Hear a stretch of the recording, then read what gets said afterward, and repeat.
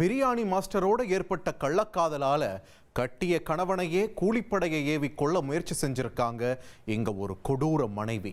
பக்காவா ஸ்கெட்ச் போட்டு நடந்த கொலை திட்டம் சொதப்பியது எப்படி?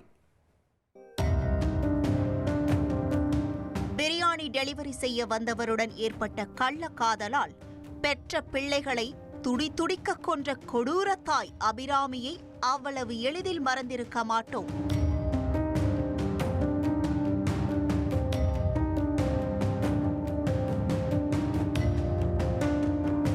காமம் கண்ணை மறைக்க இப்படி ஒரு கொடூரத்தை செய்த அந்த படுபாதக ஜோடிக்கு சாகும் வரை ஆயுள் தண்டனை வழங்கி தீர்ப்பளித்தது நீதிமன்றம்.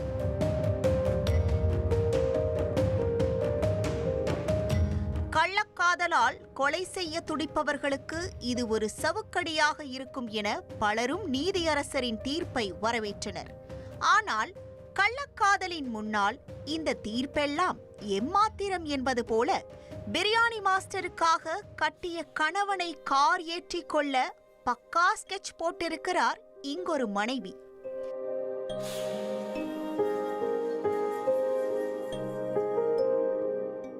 காஞ்சிபுரம் மாவட்டம் ஸ்ரீபெரும்புதூர் அடுத்த மேவலூர் குப்பம் பகுதியில் வசிப்பவர் 42 வயது ஹரிகிருஷ்ணன்.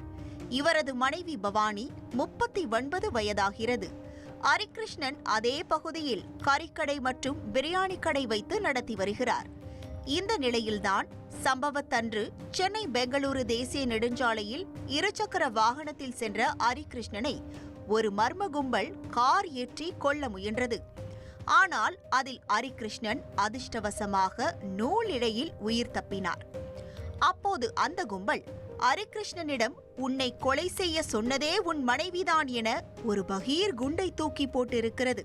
மேலும் கூலிப்படை கும்பலான தங்களிடம் உன்னை கொலை செய்ய 15 லட்சம் பேசி 2 லட்சம் முன்பணம் கொடுத்துள்ளார் எனவும், ஆனால் நீ எங்களுக்கு 5 லட்சம் கொடுத்தால் உன்னை உயிரோடு விட்டு விடுகிறோம் எனவும் கூறி மனைவி பவானி பேசிய ஆடியோவையும் காண்பித்துள்ளனர்.